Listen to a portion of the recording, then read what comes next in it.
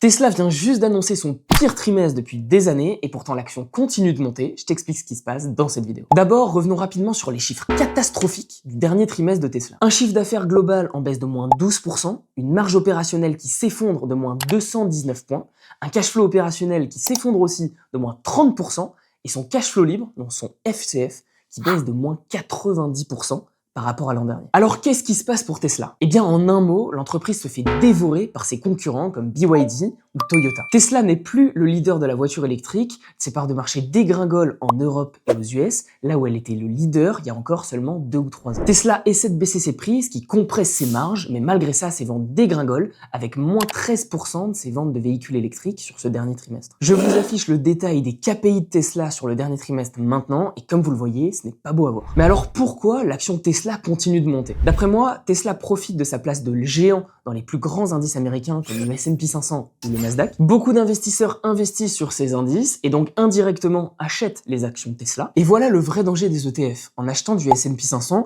vous achetez de belles entreprises, mais vous achetez aussi de beaucoup moins bonnes, comme Tesla, dont la croissance est en déclin. Ajoutons à ça Elon, qui fait rêver les investisseurs avec l'IA et le FSD et promet une valo de Tesla à près de 10 milliards de dollars dans 5 ans. Et voilà comment des millions d'investisseurs investissent sur une entreprise dont les fondamentaux s'effondrent. Alors si tu cherches de vraies valeurs de croissance à prix raisonnable, tu devrais t'abonner à mon compte. Je te partage toutes les pépites dans lesquelles j'investis.